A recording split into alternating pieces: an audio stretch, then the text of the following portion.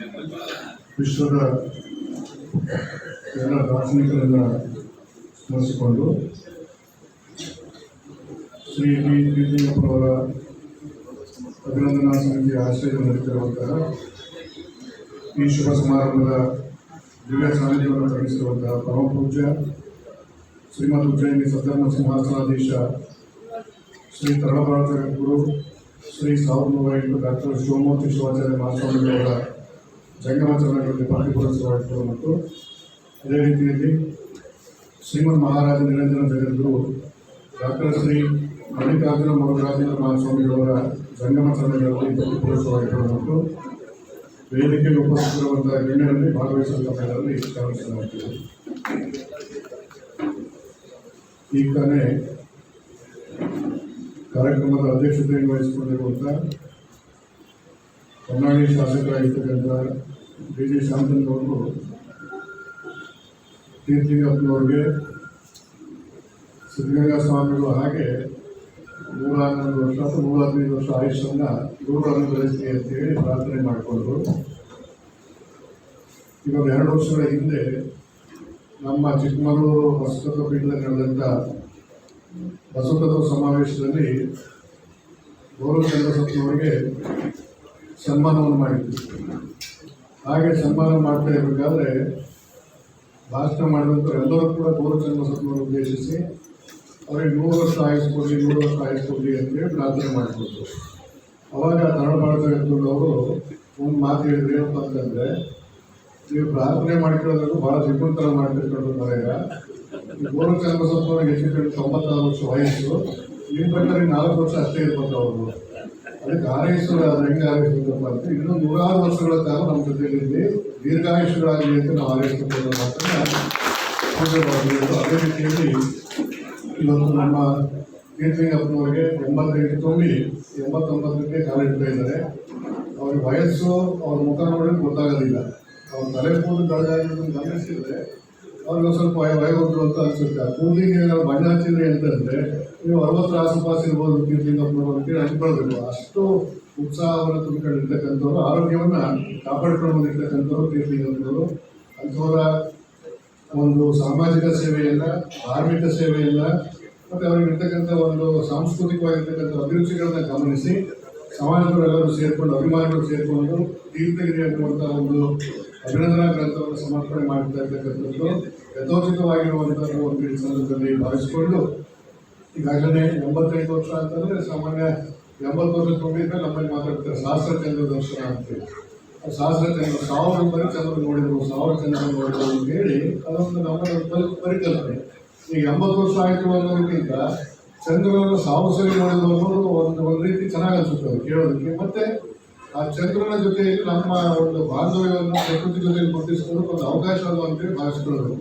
ಆ ನಿಟ್ಟಿನಲ್ಲಿ ನಮ್ಮ ತೀರ್ಥಲಿಂಗಪ್ಪನವರು 80,000ಕ್ಕಿಂತಲೂ ಹೆಚ್ಚು ಚಂದ್ರನ ದರ್ಶನವನ್ನು ಮಾಡ್ಕೊಂಡಿದ್ದಾರೆ ಅಂತೇಳಿ ಗುರುಗಳವರು ಅವರ ಒಂದು ಸಂದೇಶದಲ್ಲಿ ಗ್ರಂಥದಲ್ಲಿ ಬರೆದಿದ್ದಾರೆ. ಆ ನಿಟ್ಟಿನಲ್ಲಿ 1000 ಚಂದ್ರ ದರ್ಶನ ಅಂತಂದ್ರೆ ಈ ಭವಿಷ್ಯ ತೀರ್ಥಲಿಂಗಪ್ಪನವ್ರಿಗೆ ಹೇಳಿದ್ರೆ ಅದು ಒಪ್ಪಬಹುದು. ಈ ನಮ್ಮ ಪೀಳಿಗೆ ಹೇಳಿದ್ರೆ 80 ವರ್ಷ ದಾಟಿದ್ರೆ ಆಗಲ್ಲ ಅಂತಂದ್ರೆ ನಮ್ಮಗಳಿಗೆ ಆಗಲ್ಲ. ನಮ್ಮ ಪೀಳಿಗೆಯಲ್ಲಿ ಇರ್ತಕ್ಕಂಥವ್ರಿಗೆ 80 ವರ್ಷದ ಆಚರಣೆ ಮಾಡ್ಬೇಕಾದ್ರೆ 1000 ಚಂದ್ರ ದರ್ಶನ ಕಾರ್ಯಕ್ರಮ ಮಾಡಕ್ ಹೋದ್ರೆ ಏನಾಗುತ್ತೆ, ನಿಜವಾಗ್ಲೂ 1000 ಚಂದ್ರ ನೋಡಿದ್ರೆ ನೀವು ಅಂತ ಪ್ರಶ್ನೆ ಮಾಡೋ ಪರಿಸ್ಥಿತಿ ಇವತ್ತಿದೆ. ಕಾರಣ ಏನಪ್ಪ ಅಂತಂದ್ರೆ ನಾವು ಮನೆ ಮೇಲೆ ಹೋಗಿ ಕುತ್ಕೊಂಡು ಚಂದ್ರ ನೋಡೋಣ ಅಂತಂದ್ರೆ ಮನೆ ಮೇಲೆ ತಾರಸಿಗೆ ಹೋಗಂಗೆ ಇಲ್ಲ. ತಾರಸಿಗೆ ಹೋಗ್ಬೇಕು ಅಂತಂದ್ರೆ ಅದ್ರ ಮೇಲೆ ಮತ್ತೊಂದು ಡ್ರೆಸ್ ಹಾಕಿ ಆಕಾಶ ಕಾಣೋದು ಮಾಡ್ಕೊಂಡಿದ್ದೀವಿ ನಾವು.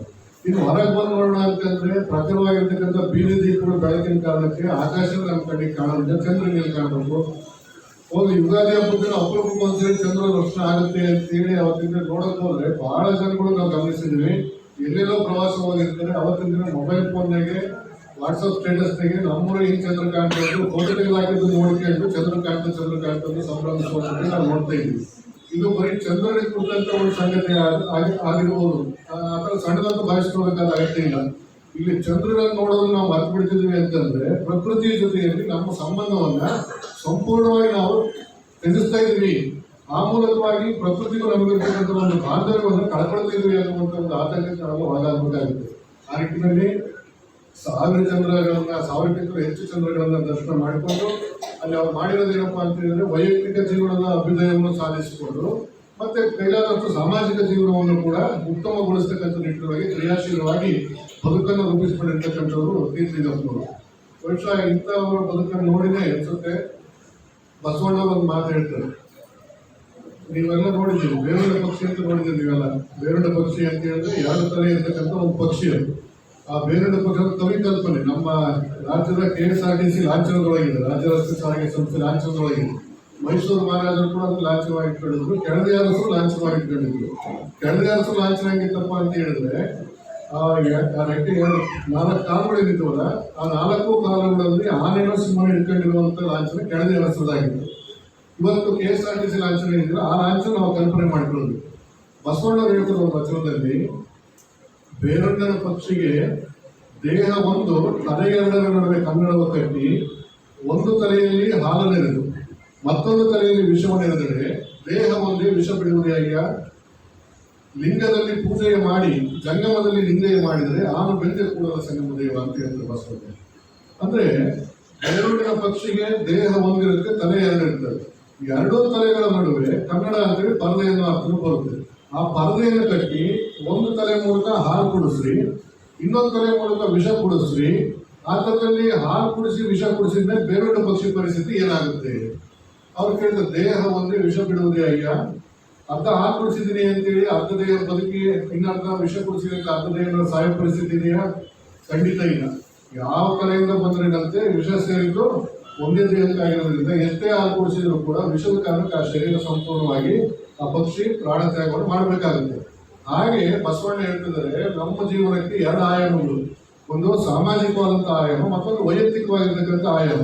2 ಆಯಾಮಗಳನ್ನ ಸಮೃದ್ಧವಾಗಿರುವ ಹಾಗೆ ನೋಡ್ಕೊಂಡ್ರೆ ನಾವು ನೆಮ್ಮದಿಯಿಂದ ಬದುಕೋದಕ್ಕೆ ಸಾಧ್ಯ ಅನ್ನುವಂಥ ಅರ್ಥದಲ್ಲಿ ಬಸವಣ್ಣ ಈ ಉದಾಹರಣೆ ಕೊಟ್ಟು ಹೇಳ್ತಾರೆ. ಲಿಂಗದಲ್ಲಿ ಪೂಜೆಯ ಮಾಡಿ ಜಂಗಮದಲ್ಲಿ ನಿಂದೆಯ ಮಾಡಿದರೆ ಆನು ಬೆಂದೆ ಕೂಡಲ ಸಂಗಮ ದೇವ. ಲಿಂಗ ಪೂಜೆ ಮಾಡಿಕೊಳ್ತಕ್ಕಂಥದ್ದು ನಮ್ಮ ಆತ್ಮೋದ್ಧಾರಕ್ಕೋಸ್ಕರವಾಗಿ, ಆತ್ಮೋದ್ಧಾರದಿಂದ ಪಡ್ಕೊಂಡಿರ್ತಕ್ಕಂಥ ಶಕ್ತಿ ಸಾಮರ್ಥ್ಯಗಳನ್ನ ಕೇವಲ ನನ್ನ ವೈಯಕ್ತಿಕ ಆಸೆ ಅಪೇಕ್ಷೆಗಳನ್ನು ಈಡೇರಿಸಿಕೊಂಡು ಕಳಿಸೋದಲ್ಲ, ಸಮಾಜದ ಅಭ್ಯುದಯಕ್ಕೂ ಕೂಡ ಬಳಸಬೇಕು ಅನ್ನುವಂಥ ಹಿನ್ನೆಲೆಯಲ್ಲಿ ಲಿಂಗದಲ್ಲಿ ಪೂಜೆಯ ಮಾಡಿ ಜಂಗಮದಲ್ಲಿ ನಿಂದೆಯ ಮಾಡಿದರೆ ಆನು ಬೆಂದೆ ಕೂಡಲ ಸಂಗಮ ದೇವ ಅಂತ. ಲಿಂಗ ಪೂಜೆ ಮಾಡ್ಕೊಳ್ಳೋದು ಎಷ್ಟು ಮುಖ್ಯವೋ, ಆತ್ಮೋದ್ಧಾರ ಮಾಡ್ಕೊಳ್ಳೋದು ಎಷ್ಟು ಮುಖ್ಯವೋ, ನನ್ನ ಸುತ್ತಮುತ್ತ ಜಂಗಮ ಸ್ವರೂಪಿಯಾಗಿರ್ತಕ್ಕಂಥ ಸಮಾಜದ ಉದ್ಧಾರಕ್ಕೆ ನನ್ನ ಶ್ರಮವನ್ನು ವಿನಿಯೋಗಿಸ್ತಕ್ಕಂಥದ್ದು ಕೂಡ ಅಷ್ಟೇ ಮುಖ್ಯವಾಗುತ್ತೆ. ಹಾಗೆ ಬದುಕಿದ್ರೆ ಮಾತ್ರ ನಾನು ನೆಮ್ಮದಿ ಇರೋದಕ್ಕೆ ಸಾಧ್ಯವಾಗುತ್ತೆ ಎನ್ನುವಂಥ ಅರ್ಥದಲ್ಲಿ ಬಸವಣ್ಣ ಹೇಳೋದು. ಇಲ್ಲ ಅಂತ ಹೇಳಿದ್ರೆ ನಾನು ಬೆಂದೆ ಕೂಡಲ ಸಂಗಮ ದೇವ. ಸಮಾಜ ಚೆನ್ನಾಗಿರಲಿ ಅಂತೇಳಿ ವೈಯಕ್ತಿಕ ಜೀವನ ಹಾಳು ಮಾಡ್ಕೊಳ್ಳೋದು, ಅದು ವೈಯಕ್ತಿಕ ಜೀವನ ಚೆನ್ನಾಗಿರಲಿ ಅಂತೇಳಿ ಸಾಮಾಜಿಕ ಜೀವನ ಹಾಳು ಮಾಡಿದ್ವಿ ಅಂತಂದ್ರೆ ಅದರಿಂದ 2 ರೀತಿಯಲ್ಲೂ ಕೂಡ ತೊಂದರೆಯನ್ನು ಅನುಭವಿಸಬೇಕಾಗಿರ್ತಕ್ಕಂಥವ್ರು ನಾವುಗಳೇ ಆಗಿರೋದ್ರಿಂದ 2ನ್ನೂ ಕೂಡ ಸಮತೋಲನ ಕಾಪಾಡಿಕೊಂಡು ಹೋಗ್ತಕ್ಕಂಥದ್ದೇ ಸೂಕ್ತವಾಗಿರ್ತಕ್ಕಂಥ ದಾರಿ ಅನ್ನೋದು ಬಸವಣ್ಣವರ ಅಭಿಪ್ರಾಯ. ಆ ನಿಟ್ಟಿನಲ್ಲಿ ತೀರ್ಥಲಿಂಗಪ್ಪನವರು ಆ ಥರದಲ್ಲಿ ಸಮಾಜ ಮತ್ತು ವೈಯಕ್ತಿಕ ಜೀವನವನ್ನ, ಕೌಟುಂಬಿಕ ಜೀವನದಲ್ಲೂ ಕೂಡ ಸಂತೃಪ್ತರು, ಸಾಮಾಜಿಕ ಜೀವನದಲ್ಲೂ ಕೂಡ ಸಂತೃಪ್ತರು. ಸಂತೃಪ್ತರೋದಕ್ಕಿಂತ ಅದ್ರ ಬಗ್ಗೆ ಇನ್ನೂ ಸ್ವಲ್ಪ ಅತೃಪ್ತಿ ಇದೆ. ಅವ್ರು ನಾನು ಇನ್ನೂ ಮಾಡಬೇಕಾಗಿತ್ತು ಅನ್ನುವಂಥ ಸಾಮಾಜಿಕ ಮಾಡಬೇಕಿತ್ತು ಅನ್ನುವಂಥ ಅಪೇಕ್ಷೆಗಳು ಇನ್ನೂ ಕೂಡ ಇಟ್ಕೊಂಡಿರ್ತಕ್ಕಂಥವ್ರು. ಆ ನಿಟ್ಟಿನಲ್ಲಿ 2ನ್ನೂ ಕೂಡ ಸಮತೋಲನ ಮಾಡ್ಕೊಂಡು ಹೋಗಿರ್ತಕ್ಕಂಥ ತೀರ್ಥಲಿಂಗಪ್ಪನವರಿಗೆ ದೇವರು ಇನ್ನೂ ಹೆಚ್ಚಿನ ಆಯುಷ್ಯನ್ನ, ಆರೋಗ್ಯವನ್ನ, ಹೆಚ್ಚೆಚ್ಚು ಸೇವೆ ಮಾಡುವಂಥ ಶಕ್ತಿ ಸಾಮರ್ಥ್ಯಗಳನ್ನ ಅನುಗ್ರಹಿಸಿ ಅಂತ ಈ ಸಂದರ್ಭ ಆಶಿಸಿ, ವಿಶೇಷವಾಗಿ ಅವರೇನು ಅವರ ತೀರ್ಥಲಿಂಗಪ್ಪನವ್ರು ಏನು ಮಾಡಿದ್ರು ಅಂತ ಕೇಳಿದ್ರೆ ಸಹಕಾರ ಸಂಘದಲ್ಲಿ ಅವ್ರು ಮಾಡಿರ್ತಕ್ಕಂಥ ಕೊಡುಗೆಗಳು. ತೀರ್ಥಲಿಂಗಪ್ಪನವ್ರು ಏನು ಮಾಡಿದ್ರು ಅಂತ ಹೇಳಿದ್ರೆ, ನೀವೀಗ ತರಳಬಾಳ ಜಗದ್ಗುರು ಹೇಳ್ತಾರೆ, ದಾನಿಹಳ್ಳಿ ತರಳಬಾಳ ಜಗದ್ಗುರು ಸಂಸ್ಥೆಯ ಶಾಲೆಯನ್ನು ಕಟ್ಟಿರ್ತಕ್ಕಂಥದ್ದು. ಆ ಶಾಲೆ ಕಟ್ಟೋದ್ರಲ್ಲಿ ತೀರ್ಥಲಿಂಗಪ್ಪನವ್ರ ಶ್ರಮ ಬಹಳ ದೊಡ್ಡದಿದೆ ಅಂತ ಹೇಳಿದ್ರೆ ತಪ್ಪಾಗಲಿಕ್ಕಿಲ್ಲ. ಅದೇ ರೀತಿ ನಮ್ಮ ಶಿವಮೊಗ್ಗದಲ್ಲಿ ಶಿವಪಟ್ಟಿನ ಸಹಕಾರ ಸಂಘವನ್ನ ಸ್ಥಾಪನೆ ಮಾಡುವಲ್ಲಿ ತೀರ್ಥಲಿಂಗಪ್ಪನವರ ಕೊಡುಗೆ ಬಹಳ ದೊಡ್ಡದಿದೆ. ಹೀಗೆ ತೀರ್ಥಲಿಂಗಪ್ಪನವರು ಸಮಾಜಕ್ಕೆ ಮಾಡ್ತಾ ಹೋದಂಥ ಸಂದರ್ಭದಲ್ಲಿ ಅವ್ರ ಮನೆಯವರಾಗಿರ್ತಕ್ಕಂಥ ತಾಯಿ ಪಾರ್ವತಮ್ಮನವರು ಅವರು ಸಹಕಾರ ಕೊಡಲಿಲ್ಲ ಅಂತಂದ್ರೆ ಖಂಡಿತವಾಗಿ ಇವೆಲ್ಲ ಮಾಡಕ್ ಆಗ್ತಿರ್ಲಿಲ್ಲ. ಈಗ ನಮ್ಮ ಶಾಂತಿನವ್ರು ಹೇಳಿದ್ರು ನೋಡ್ರಿ, ಕುತ್ಕೊಳ್ಳೋ ಮನೆಗೆ ಅಂತ ಅವ್ರು ಏನಾದ್ರು ಅಂದಿದ್ರೆ ಗತಿಯಲ್ಲಿತ್ತು ಅಂತ ಹೇಳಿ. ಹಾಗಾಗಿ ಮಕ್ಕಳನ್ನು ಕೂಡ ಸರಿಯಾಗಿ ನೋಡ್ಕೊಂಡು ಸಮಾಜದೊಳಗೆ ಗೌರವಯುತವಾಗಿರ್ತಕ್ಕಂಥ ಬದುಕನ್ನು ನಡೆಸುವಾಗೆ ಮಕ್ಕಳನ್ನ ರೂಪಿಸಿ ಸಮಾಜವನ್ನು ಕೂಡ ರೂಪಿಸ್ತಕ್ಕಂಥ ನಿಟ್ಟಿನೊಳಗೆ ತೀರ್ಥಲಿಂಗಪ್ಪನವರ ಕೊಡುಗೆ ಬಹಳ ದೊಡ್ಡದು. ಆ ಕೊಡುಗೆ ಜೊತೆಯಲ್ಲಿ ಅವರ ಶ್ರೀಮತಿಯವರಾಗಿರ್ತಕ್ಕಂಥ ಪಾರ್ವತಮ್ಮನ ಕೊಡುಗೆ ಕೂಡ ಬಹಳ ದೊಡ್ಡದು. ಅವ್ರು ಬಹಳ ಚೆನ್ನಾಗಿ ಅಡುಗೆ ಮಾಡ್ತಿದ್ರು. ಅವ್ರ ಮನೆ ಒಂದ್ಸರಿ ಪೂಜೆ ಕರ್ಕೊಂಡು ಹೋದಾಗ ಹೋಳಿಗೆ ಮಾಡಿದ್ರು, ಬೇಳೆ ಹೋಳಿಗೆ ಮಾಡಿದ್ರು. ಬೇಳೆ ಹೋಳಿಗೆ ಮಾಡಿದಾಗ ನಮಗೆ ಆಶ್ಚರ್ಯ ಆಯ್ತು. ಅಷ್ಟು ಚೆನ್ನಾಗಿ ಹೋಳಿಗೆ ಅವತ್ತು ನಾವು ತಿಂದಿದ್ದೇವೆ, ಅಷ್ಟು ಚೆನ್ನಾಗಿ ಹೋಳಿಗೆ ಮಾಡಿದ್ರು. ಆ ಹೋಳಿಗೆ ನಮಗೆ ಅನ್ಸಿದ್ದೇನು ಅಂತಂದ್ರೆ, ಒಬ್ಬ ಹೆಣ್ಣು ಮಗಳು ಅಷ್ಟು ಚೆನ್ನಾಗಿ ಅಡುಗೆ ಮಾಡ್ತಾರೆ ಅಂತಂದ್ರೆ ಅವ್ರ ಮನಸ್ಸು ಕೂಡ ಬಹಳ ಚೆನ್ನಾಗಿರುತ್ತೆ ಅಂತೇಳಿ. ಮತ್ತು ನಾಲ್ಕು ಜನಗಳಿಗೆ ಕೈಯಲ್ಲಿ ನೀಡುವಂಥ ಸ್ವಭಾವ ಇಟ್ಕೊಂಡಿರ್ತಾರೆ ಅಂತೇಳಿದ್ರೆ ಅವಳ ದಾಸೋಹ ಭಾವ ಜಾಗೃತವಾಗಿದೆ ಅಂತ ಅರ್ಥ. ಅಂತ ಒಂದು ದಾಸೋಹ ಭಾವ ಜಾಗೃತವಾಗಿರ್ತಕ್ಕಂಥ ತಾಯಿಯನ್ನ ಹೆಂಡತಿಯಾಗಿ ಜೀವನ ಸಂಗಾತಿಯಾಗಿ ಪಡ್ಕೊಂಡು ಸುದೀರ್ಘ ಕಾಲ ಒಂದು ದಾಂಪತ್ಯ ಜೀವನವನ್ನು ನಡೆಸಿ ಇವತ್ತು ಅವ್ರ ನಡುವೆ ಇಲ್ಲ, ನಮ್ಮೆಲ್ಲರ ನಡುವೆ ಅವರಿಲ್ಲ, ಆದರೂ ಕೂಡ ಅವರು ನನ್ನ ಹೃದಯದೊಳಗಿದ್ದಾರೆ ಅಂತೇಳಿ ಶ್ರೀಲಿಂಗಪ್ಪನವರು ಭಾವಿಸಿಕೊಂಡು ಆ ಪ್ರೇರಣೆಯನ್ನು ಪಡ್ಕೊಳ್ತಾ ಗುರುಗಳ ಆಶೀರ್ವಾದದಲ್ಲಿ ಸಮಾಜ ಸೇವೆಯ ಕಾರ್ಯದಲ್ಲಿ ಮುಂದುವರಿಕೊಂಡು ಬಂದಿರ್ತಕ್ಕಂಥದ್ದು ಮೆಚ್ಚಬೇಕಾಗಿರ್ತಕ್ಕಂಥ ಸಂಗತಿ. ಆ ಎಲ್ಲ ಕಾರಣಗಳಿಗೆ ಸಮಾಜದವರೆಲ್ಲ ಸೇರ್ಕೊಂಡು ಅವರಿಗೆ ತೀರ್ಥಗಿರಿ ಅನ್ನುವಂತಹ ಒಂದು ಅಭಿನಂದನಾ ಗ್ರಂಥವನ್ನ ಸಮರ್ಪಣೆ ಮಾಡಿರ್ತಕ್ಕಂಥದ್ದು ಅವರಿಗೆ ಮತ್ತೊಂದು ಉತ್ಸಾಹವನ್ನು ತುಂಬೋದ್ರಲ್ಲಿ ಎರಡು ಮಾತಿಲ್ಲ ಅನ್ನುವಂಥ ಸಂಗತಿಗಳನ್ನು ಈ ಸಂದರ್ಭದಲ್ಲಿ ಜೊತೆ ಹಂಚಿಕೊಂಡು ಪರಮ ಪೂಜ್ಯರ ಆಶೀರ್ವಾದ ಸದಾಕಾಲ ನಮ್ಮೆಲ್ಲರ ಮೇಲೆ ಇರಲಿ ಅಂತೇಳಿ ಪ್ರಾರ್ಥನೆಯನ್ನು ಮಾಡಿಕೊಂಡು ಎಲ್ಲರಿಗೂ ಶುಭವನ್ನು ಹಾರೈಸಿ ಮಾತುಗಳು ವಿರಾಮ ಕೊಡ್ತೇನೆ.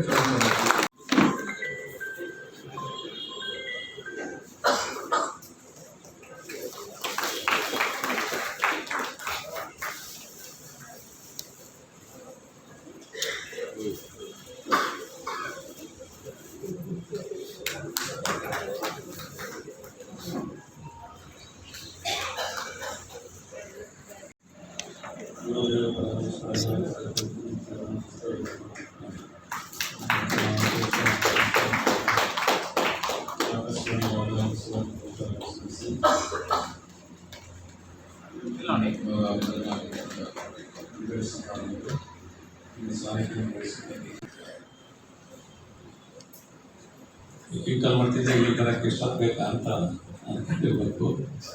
ನಾವು ಅನಂತಪುರ ಮಾತಾಡಿರ್ತೀವಿ, ನಾವು ಬೇರೆ ಕಾರ್ಯಕ್ರಮ ಮೂಲಕ ಇಲ್ಲಿ ಬರೋದು ತಡವಾಯಿತು. ತೀರ್ಥಿ ಭಕ್ತವರು ಕತ್ಗಿ ಚೆನ್ನಪ್ಪನವರು ಜೊತೆಯಲ್ಲಿ ಭಾಳ ಸಲ ಬಂದಿತ್ತು ಮಠಕ್ಕೆ. ಒಂದ್ಸಲ ಕಾರ್ಯಕ್ರಮ ಮಾಡ್ತೀವಿ ಅಂತ ಒಮ್ಮೆ, ಮತ್ತೊಂದು ಸಂದೇಶ ಕೊಡ್ರಿ ಅಂತ ಮತ್ತೊಮ್ಮೆ ಆಮಂತ್ರಣ ಪತ್ರಿಕೆ ಕೊಡಲಿಕ್ಕೆ, ಹೀಗೆ 3-4 ಸಲ ಮಠಕ್ಕೆ ಬಂದು ಈ ಕಾರ್ಯಕ್ರಮದ ಬಗ್ಗೆ ಹೇಳ್ತೀವಿ. ಏನಪ್ಪ ಇಷ್ಟೊಂದು ಕಾರ್ಯಕ್ರಮದ ಬಗ್ಗೆ ನೆನಪಿಸ್ತಾರೆ ಅಂದರೆ ಅದ್ರ ಬಗ್ಗೆ ಯಾವುದೇ ಒಂದು ಕಾರ್ಯ ಮಾಡಿದ್ರು ಕೂಡ ಎಷ್ಟು ಅಚ್ಚುಕಟ್ಟುತನದಿಂದ ವ್ಯವಸ್ಥಿತವಾಗಿ ರೂಪಿಸ್ಬೇಕು ಅನ್ನುವಂಥದ್ರ ಹಿನ್ನೆಲೆ ಇದೆ. ಸಾಮಾನ್ಯವಾಗಿ ಯಾರೋ ಕೆಲವರು ಇನ್ಯಾವುದೋ ಮುಖಾಂತರ ಹೇಳ್ತಾರೆ, ಇನ್ಯಾವುದೋ ಮುಖಾಂತರ ಎಲ್ಲೋ ಪತ್ರಿಕೆ ತಲುಪಿಸ್ತಾರೆ, ಇನ್ಯಾವಾಗಲೂ ಸಂಪರ್ಕ ಮಾಡ್ತಾರೆ. ಆದರೆ ಎಷ್ಟೋ ಸಲ ಕಾರ್ಯಕ್ರಮದ ಬಗ್ಗೆ ನಂತರ ಸಂಪರ್ಕವೂ ಮಾಡಲ್ಲ. ಆದರೆ ತೀರ್ಥಲಿಂಗಪ್ಪನವರ ಒಂದು ಕಾರ್ಯಕ್ರಮದ ಬಗ್ಗೆ ಅವರು ರೂಪಿಸ್ಕೊಂಡಂಥ ಕಾರ್ಯಪಟ್ಟಿ ನಿಜಕ್ಕೂ ಕೂಡ ಬೇರೆಯವರಿಗೂ ಒಂದು ಮಾದರಿಯಾಗಿತ್ತು. ಹಾಗಾಗಿ ಎಲ್ಲ ಒಂದು ಈ ಸಂದರ್ಭದಲ್ಲಿ ನೋಡಿದಾಗ ಸಾಮಾನ್ಯವಾಗಿ 80 ಮೇಲಿನ ವಯಸ್ಸಿನವರನ್ನ ಸನ್ಮಾನ ಮಾಡೋ ಸಂದರ್ಭದಲ್ಲೆಲ್ಲ ಈಗಿನ ಪೀಳಿಗೆ 80 ವರ್ಷ ಆಗಿದ್ದ, 88 ವರ್ಷನ ಭಾರಿ ಆಶ್ಚರ್ಯದಿಂದ ನೋಡುವಂಥ ದಿನಮಾನಗಳು. ಇಷ್ಟೇ ಅಲ್ಲ, ಎಷ್ಟೋ ಸಲ ಹೊಟ್ಟೆ ಕಿಚ್ಚಿಕೊಡುವಂಥ ಸಂದರ್ಭನೂ ನಾವು ಅಷ್ಟು ವರ್ಷ ಬದುಕಬೇಕು ಮನೆ, ನಾವು ಅಷ್ಟು ವರ್ಷ ಬದುಕಬೇಕು, ಇನ್ನೂ ಹೆಚ್ಚು ಬದುಕಬೇಕು, ಈ ಥರದ ಒಂದು ಕಡೆ ಆದರೆ ಇನ್ನೊಂದು ಕಡೆ ಎಷ್ಟು ವರ್ಷ ಬದುಕಿದಾರ ಅಂತ. ಇದು ಇವತ್ತಿನ ದಿನಮಾನಗಳ ಜನದ ಮನಸ್ಥಿತಿ. ಹಾಗಾಗಿ ಇಲ್ಲಿ ನಾವು ಗಮನಿಸ್ಬೇಕಾದಿಷ್ಟೇ, ವಯಸ್ಸು ಅನ್ನುವಂಥದ್ದಕ್ಕೆ ಭಾಳ ಪರಿಶ್ರಮ ಪಡಬೇಕಾಗಿಲ್ಲ.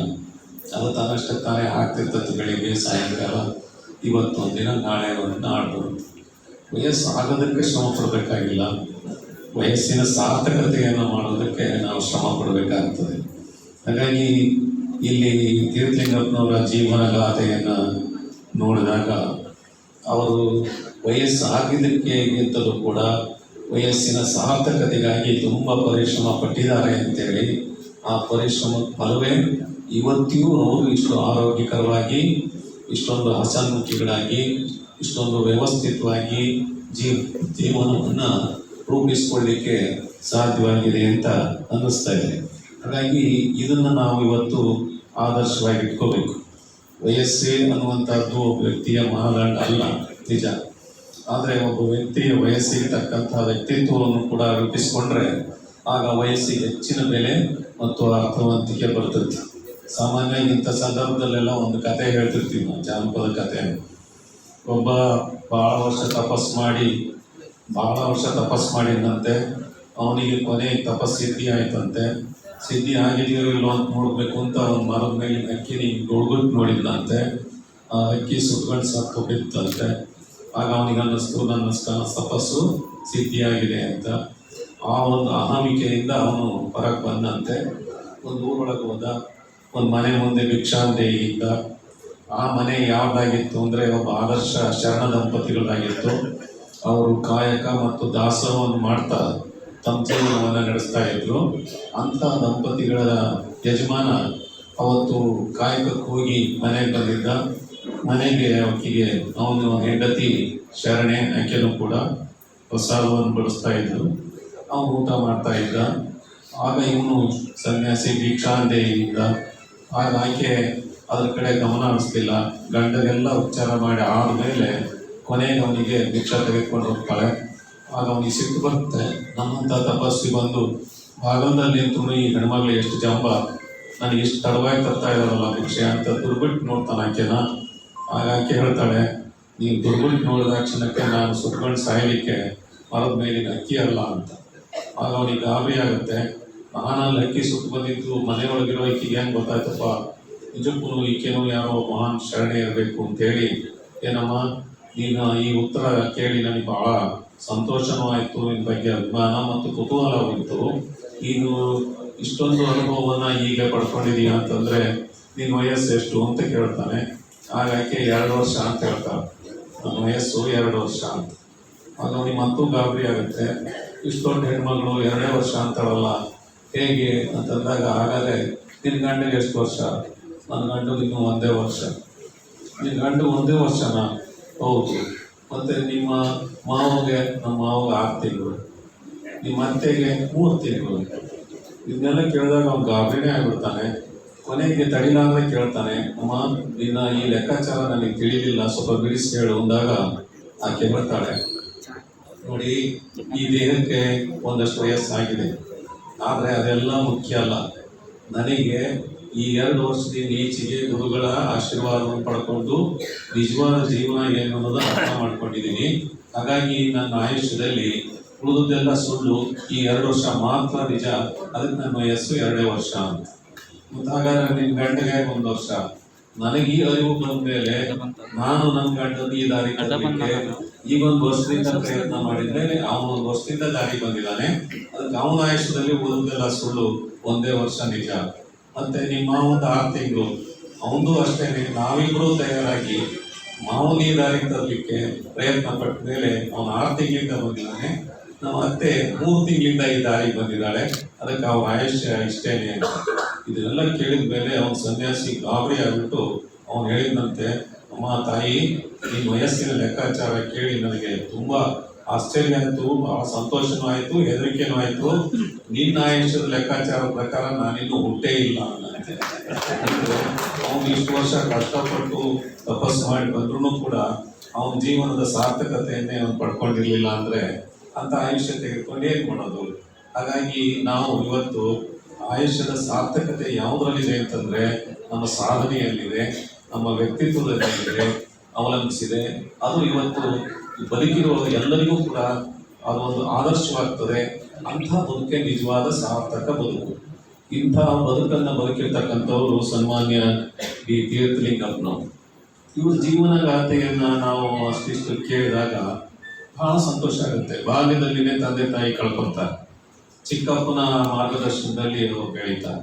ನೋಡಿ, ಒಂದೊಂದ್ಸಲ ತಂದೆ ತಾಯಿಗಳನ್ನು ಕಳ್ಕೊಂಡಾಗ ಅನಾಥ ಅಂತ ನಾವು ಅಂದ್ಕೊಳ್ತೀವಿ. ಆದರೆ ಚಿಕ್ಕಪ್ಪ ಅಪ್ಪಾಗಲ್ಲ ಅಂತಲೂ ಕೂಡ ಒಂದು ಗಾದೆ ಮಾತೈತಿ, ಚಿಕ್ಕಪ್ಪ ಅಪ್ಪಾಗಲ್ಲ. ಆದರೆ ಇವ್ರ ದೃಷ್ಟಿಯಲ್ಲಿ ಅವ್ರ ಅಪ್ಪ ಅಮ್ಮ ಇಬ್ಬರನ್ನೂ ಕಳ್ಕೊಂಡ್ರು ಕೂಡ ಅವ್ರ ಚಿಕ್ಕಪ್ಪನೇ ತಂದೆ ತಾಯಿಯಾಗಿ ಅವರನ್ನ ಸಂರಕ್ಷಣೆ ಮಾಡ್ತಾರೆ, ವಿದ್ಯಾಭ್ಯಾಸ ಕೊಡ್ತಾರೆ. ಹಳ್ಳಿಯಲ್ಲಿ ಇದ್ಕೊಂಡಂತ ಒಬ್ಬ ಬಾಲಕ ತನ್ನ ಚಿಕ್ಕಪ್ಪನ ಆದರ್ಶ ಗುಣಗಳನ್ನ ಗ್ರಾಮೀಣ ಪರಿಸರದಲ್ಲಿ ಅವ್ರ ಕೃಷಿ ಕಾಯಕ ಮತ್ತು ಇದೆಲ್ಲ ನೋಡಿ ಬೆಳೆದಂತ ಈ ತೀರ್ಥಲಿಂಗಪ್ಪ ನಿಜಕ್ಕೂ ಕೂಡ ನೋಡಿ BSc ಪದವೀಧರ ಇಲ್ಲಿ ಮೆಟ್ರಿಕ್ ಡಿಗ್ರಿ ಮಾಡಿಕೊಂಡು ಸೆಂಟ್ರಲ್ ಕಾಲೇಜಿನಲ್ಲಿ ಹೋಗಿ ಸೈನ್ಸ್ ಪದವೀಧರ ಆಗ್ತಾರೆ. ಇದು ಸಾಮಾನ್ಯ ಅಲ್ಲ. ಗ್ರಾಮೀಣ ಪ್ರದೇಶದ ಬಡ ಒಂದು ಕೃಷಿಕ ಕುಟುಂಬದಿಂದ ಬಂದಂತ ವ್ಯಕ್ತಿ ಇವತ್ತು ಒಬ್ಬ ವಿಜ್ಞಾನ ಪದವೀಧರನಾಗೋದು ಅಂತಂದ್ರೆ ಸಾಮಾನ್ಯ ಅಲ್ಲ. ಅದರಲ್ಲೂ ಸೆಂಟ್ರಲ್ ಕಾಲೇಜಿನಲ್ಲಿ ಅವರು ಕನ್ನಡ ಸಂಘವನ್ನ ಕಟ್ಕೊಂಡು ಅಲ್ಲಿ ದೊಡ್ಡ ದೊಡ್ಡ ಸಾಹಿತಿಗಳನ್ನೆಲ್ಲ ಕಾರ್ಯಕ್ರಮಕ್ಕೆ ಕರೆಸ್ತಾರೆ. ಬೇಂದ್ರೆ ಅವ್ರನ್ನ, ಬೇರೆ ಬೇರೆ ಸಾಹಿತಿಗಳು, ಜಿ ಎಸ್ ಶಿವರುದ್ರಪ್ಪನವ್ರನ್ನ, ಇಂಥವ್ರನ್ನೆಲ್ಲ ಕರೆಸೋದು, ಲಂಕೇಶ್ ಅಂತವರು, ಇಂಥವ್ರೆಲ್ಲ ಒಡನಾಟ, ಇವೆಲ್ಲವನ್ನ ಇಟ್ಕೊಂಡಂತ ವ್ಯಕ್ತಿ ತೀರ್ಥಲಿಂಗಪ್ಪನವರು. ಇದನ್ನೆಲ್ಲ ನೋಡಿ ಅವರಿಗೆ ಬಹಳ ವಿಶೇಷವಾದಂತ ಒಂದು ಸ್ಥಾನ ಕಾಲೇಜಿನಲ್ಲಿದ್ದಾಗಲೇ ದೊರಕುತ್ತೆ. ಎಂತ ಸಂಘಟನೆ ಮಾಡ್ತಾರಲ್ಲಪ್ಪ ಇವರು ಕಾಲೇಜ್ನಲ್ಲಿ, ಅದರಲ್ಲೂ ಸಿಟಿಲಿ ಇದ್ದಂತ ಕಾಲೇಜ್ನಲ್ಲಿ ಒಬ್ಬ ಗ್ರಾಮೀಣ ಪ್ರದೇಶದಿಂದ ಹುಡುಗ ಹೋಗಿ ಅಲ್ಲಿ ಒಬ್ಬ ಪದಾಧಿಕಾರಿಯಾಗಿ ಇಂತಹ ಕಾರ್ಯಕ್ರಮಗಳನ್ನು ನಡೆಸುವಂತಹ ಒಂದು ನಾಯಕತ್ವವನ್ನು ಬೆಳೆಸ್ಕೊಳ್ಳೋದು ಅಂತಂದ್ರೆ ಇದು ಸಾಮಾನ್ಯ ಅಲ್ಲ. ಆ ಸಂಸ್ಕಾರ ತೀರ್ಥಲಿಂಗಪ್ಪನವರಲ್ಲಿ ಇತ್ತು ಅಂತಾನೆ ಅಷ್ಟು ದೊಡ್ಡ ವ್ಯಕ್ತಿಯಾಗಿ ಬೆಳೆದ್ರು. ನಂತರ ನೋಡಿ ಅವರು ಬಂದ ಮೇಲೆ ತಮ್ಮ ವೃತ್ತಿ ಜೀವನವನ್ನು ನಡೆಸ್ಕೊಳ್ತಾ ನಿವೃತ್ತಿ ಆದ್ಮೇಲೆ ಎಷ್ಟೋ ಜನರು ಮುಗಿತಪ್ಪ ನಮ್ಮ ಜೀವನ ಅಂತ, ಎಷ್ಟೋ ಜನರು ನಿವೃತ್ತರಾದ್ರೆ ಅವ್ರ ಕಥೆನೇ ಮುಗೀತದೆ, ಇನ್ನೇನು ಇಲ್ಲೇ ಇಲ್ಲ ನನ್ನ ಜೀವನ ಅನ್ನುವಷ್ಟು ಮಟ್ಟಿಗೆ ಅವರು ಹತಾಶರಾಗಿರ್ತಾರೆ. ಎಷ್ಟೋ ಜನ ಹೋಗೇ ಬಿಡ್ತಾರೆ ಈ ಲೋಕದಿಂದ, ನಮ್ಮ ಜೀವನನೇ ಮುಗೀತು ಅಂತ. ಅದು ನಿಜಕ್ಕೂ ಒಳ್ಳೇದಲ್ಲ. ಆ ನಿವೃತ್ತಿ ಅನ್ನೋದು ಒಂದು ಗಡುವು ಅಷ್ಟೇ. ಅದು ಮುಗಿದ ನಂತರ ನಾವು ಪ್ರವೃತ್ತಿಯನ್ನ ಬೆಳೆಸ್ಕೊಳ್ಳೋದಿದೆಯಲ್ಲ, ಅದು ಬಹಳ ಮುಖ್ಯ. ಇಲ್ಲಿ ತೀರ್ಥಲಿಂಗಪ್ಪನವರು ಈ ವಿಷಯದಲ್ಲೂ ಕೂಡ ಒಂದು ಮಾದರಿ ಅಂತಾನೆ ಹೇಳ್ಬೇಕು. ಅವ್ರು ನಿವೃತ್ತರಾದ್ಮೇಲೆ ಸಮಾಜ ಸೇವೆ ಅಂತ ಪ್ರವೃತ್ತರಾದದ್ದೇನಿದೆಯಲ್ಲ, ಇದು ಇವತ್ತು ನಮಗೊಂದು ಮಾಡೆಲ್. ಇಂತಹ ಮಾಡೆಲ್ಗಳು ತೀರ್ಥಲಿಂಗಪ್ಪನವರು ಅಂತ ಹೇಳಲಿಕ್ಕೆ ತುಂಬಾ ಸಂತೋಷ ಆಗ್ತಾ ಇದೆ. ಮತ್ತೆ ಆಮೇಲೆ ಅವರು ಗ್ರಾಮೀಣ ಪ್ರದೇಶದಲ್ಲಿ ಊರಿಗೆ ಬಂದ ಮೇಲೆ ನೋಡಿ, ಎಷ್ಟೋ ಜನ ಗ್ರಾಮೀಣ ಪ್ರದೇಶದಲ್ಲಿ ಹುಟ್ಟುತ್ತಾರೆ, ಪಟ್ಟಣ ಪ್ರದೇಶಕ್ಕೆ ಹೋಗ್ತಾರೆ, ಅಲ್ಲೇ ನೆಲೆಸ್ತಾರೆ. ಉಪ್ಪಿನ ಗೊಂಬೆ ಸಮುದ್ರದ ಆಳ ನೋಡ್ಲಿಕ್ಕೆ ಹೋದಂಗೆ ವಾಪಸ್ ಬರೋದೇ ಇಲ್ಲ, ಹಾಗಾಗಿ ಅಲ್ಲೇ ಕರಿಗೆ ಹೋಗಿ ಬಿಡ್ತಾರೆ. ಆದ್ರೆ ಬಹಳಷ್ಟು ಜನ ಹಾಗೆ ಮಾಡಿದ್ರೆ ಇನ್ನು ಕೆಲವರು ಇದ್ದಾರೆ, ತಾವು ಬೆಳೆದು ಬಂದಂತಹ ಪ್ರದೇಶಕ್ಕೆ, ತನ್ನ ತವರು ಭೂಮಿಗೆ ಏನಾದರೂ ಒಂದಿಷ್ಟು ಸೇವೆ ಮಾಡಬೇಕು, ಅದು ನನಗೆ ಕೃತಜ್ಞತೆಯನ್ನು ಸಮರ್ಪಣೆ ಮಾಡುವಂತ ಅವಕಾಶವನ್ನ ಕಲ್ಪಿಸಿಕೊಂಡು ಮಾಡ್ತಾರಲ್ಲ, ಇದು ಇವತ್ತು ನನಗೆ ಒಂದು ಆದರ್ಶ. ಹಾಗಾಗಿ ಅಟ್ಟದ ಮೇಲಂತ ಏಣಿ ಬಳಸ್ಕೊಳ್ತಾರೆ, ಆಮೇಲೆ ಏಣಿ ಮಾತು ಬಿಡ್ತಾರೆ. ಆದ್ರೆ ಏಣಿಯನ್ನ ಮರಿಬಾರದು. ಹಾಗೇನೆ ನಾವು ಹುಟ್ಟಿ ಬಂದ ನಾಡನ್ನ, ನೆಲವನ್ನ, ನಾವು ಋಣವನ್ನ ತೀರಿಸಲಿಕ್ಕೆ ಪ್ರಯತ್ನ ಮಾಡಬೇಕು. ಹಾಗಾದಾಗ ಇಡೀ ದೇಶ ಆದರ್ಶವಾಗ್ತದೆ. ಅಂತ ಒಬ್ಬ ವ್ಯಕ್ತಿ ನೋಡಿ, ಕೋಆಪರೇಟಿವ್ ಸೊಸೈಟಿ ಮಾಡಿದ್ದಿರ್ಬೋದು, ಆ ಸಂದರ್ಭದಲ್ಲಿ 50 ವರ್ಷಗಳ ಸೇರನ್ನ 100 ಕೋಟಿ ಸಂಗ್ರಹ ಮಾಡಿದ್ದು, ಮತ್ತೆ ಶಾಲಾ ಕಟ್ಟಡವನ್ನು ನಡೆಸಿದ್ದು, ಇದೆಲ್ಲ ಕೂಡ ಶಾಲೆ ನಡೆಸೋದು, ಗ್ರಾಮೀಣ ಪ್ರದೇಶದ ಮಕ್ಕಳಿಗೆ ವಿದ್ಯೆ ಕೊಡಬೇಕು ಅನ್ನೋದು, ಇಂಥ ಎಲ್ಲ ವಿಚಾರಗಳಲ್ಲಿ ತೀರ್ಥಲಿಂಗಪ್ಪನವರು ನಮ್ಗೆ ಇವತ್ತು ಒಂದು ಮಾಡೆಲ್ ಅಂತ ತಿಳ್ಕೋಬೇಕು. ಇವತ್ತು ಸಮಾಜದಲ್ಲಿ ಮಾಡೆಲ್ ಕೊರತೆ ಇದೆ. ಎಲ್ಲೋ ಹುಡುಕೊಂಡು ಹೋಗ್ತೀವಿ ನಾವು ಮಾಡೆಲ್ಗಾಗಿ, ಯಾರೋ ಬೇರೆ ಊರನ್ನೋ, ಇನ್ಯಾವುದೋ ವಿದೇಶದವ್ರನ್ನೋ, ಇನ್ಯಾರನ್ನೋ ಹುಡುಕೊಂತ ಹೋಗೋದೇ ಜಾಸ್ತಿ. ಆದ್ರೆ ನಮ್ಮ ಮಧ್ಯದಲ್ಲಿ ಇರುವಂತಹ ಆದರ್ಶ ವ್ಯಕ್ತಿಗಳನ್ನ ನಾವು ಕಡೆಗಣಿಸ್ತೀವಿ. ಇದು ದುರಂತ ಅಂತ ಹೇಳ್ಬೇಕು ಇವತ್ತಿನ ಪೀಳಿಗೆಗೆ. ಹಾಗಾಗಿ ನಾವು ಇವತ್ತು ಆದರ್ಶಗಳನ್ನ ಹುಡುಕೊಂಡು ಹೋಗೋದು ಬೇಡ. ನಮ್ಮ ಅಕ್ಕಪಕ್ಕದಲ್ಲಿರುವಂತಹ ವ್ಯಕ್ತಿಗಳ ಆದರ್ಶಗಳನ್ನ ನಾವು ಗುರುತಿಸಿದ್ರೆ ಬಹುಶಃ ನಮ್ಮ ಬದುಕು ಹಸನಾಗುತ್ತೆ, ಮತ್ತೆ ಇವತ್ತು ಸಮಾಜವು ಕೂಡ ಸುಸ್ಥಿತಿಯಲ್ಲಿ ಬೆಳೀಲಿಕ್ಕೆ ಸಾಧ್ಯವಾಗುತ್ತೆ. ಅಂತ ಅಪರೂಪದ ವ್ಯಕ್ತಿ ತೀರ್ಥಲಿಂಗಪ್ಪ. ಆದ್ರೂ ಕೂಡ ಎಲ್ಲದೂ ಗುರುವಿನ ಕೃಪೆ ಅಂತಾರೆ ನೋಡಿ. ಅವರು ಸಿರಿಗೆರೆ ಮಠದ ಗುರುಗಳವರ ಆಶೀರ್ವಾದದಿಂದ ನಾನು ಹೀಗಿದ್ದೇನೆ, ಇದೆಲ್ಲ ಅವರಿಂದ ಸಾಧ್ಯ, ಅವರ ಆಶೀರ್ವಾದದಿಂದ ಸಾಧ್ಯ. ಇನ್ನುವಂತಹದ್ದು ನಾನೊಂದು ನೆಪ ನಿಮಿತ್ತ, ಆದ್ರೆ ಎಲ್ಲವೂ ಕೂಡ ಗುರುವಿನ ಕೃಪೆ, ಗುರುಕರುಣೆ ಅನ್ನುವಂತಹ ಈ ಉದಾರ ಭಾವನೆ ಇದೆಯಲ್ಲ, ಈ ಭಕ್ತಿ ಭಾವ ಇದೆ, ಈ ಕಿಂಕರ ಸ್ವಭಾವ ಇದೆ, ಏನಿರಲಿಲ್ಲ ಅಂದೇನೂ ಇಲ್ಲ ಅನ್ನುವಂತ ತ್ಯಾಗ ಮನೋಭಾವನೆ ಇದೆ, ಸೇವಾ ಭಾವನೆ ಇದೆ. ಈ ಎಲ್ಲ ಗುಣಗಳ ಪ್ರತೀಕವೇ ತೀರ್ಥಲಿಂಗಪ್ಪ ಅಂತ ಹೇಳಲಿಕ್ಕೆ ನನಗೆ ತುಂಬಾ ಸಂತೋಷ ಆಗ್ತಾ ಇದೆ. ಇವರು ನಮ್ಮ ಮಧ್ಯದಲ್ಲಿ ಇದ್ದಾರೆ. ಮತ್ತೆ ಇಂಥ ಆದರ್ಶ ವ್ಯಕ್ತಿಗಳನ್ನ ಇವತ್ತು ನಾವು ಅನುಸರಿಸಬೇಕು. ಅದೇ ನಿಜವಾಗ್ಲೂ ಅವರ ಅಭಿನಂದನ ಒಂದು ಸಮಾರಂಭದ ಸಾರ್ಥಕತೆ ಅಂತ ಹೇಳಿ, ಅವರ ಬದುಕು ಇನ್ನೂ ಈಗ ತಾನೇ ಎಲ್ಲ ಹೇಳ್ದಂಗೆ ಅವರಿನ್ನೂ 100 ವರ್ಷ ಅಂತ ಹೇಳ್ದಲ್ಲ, ಹಾಗೆ 100 ವರ್ಷ ಕೂಡ ಅವರ ಆದರ್ಶಗಳು ಮುನ್ನಡೆಯಲಿ, ಅವರ ಮುಂದಿನ ಪೀಳಿಗೆಗೂ ಕೂಡ ಒಂದು ಮಾದರಿಯಾಗಿ ನಿಲ್ಲಲಿ ಅಂತ ಹಾರೈಸಿ ನಮ್ಮ ಶಿವಚನ ಮುಕ್ತಾಯ ಮಾಡ್ತಿದ್ದೇವೆ.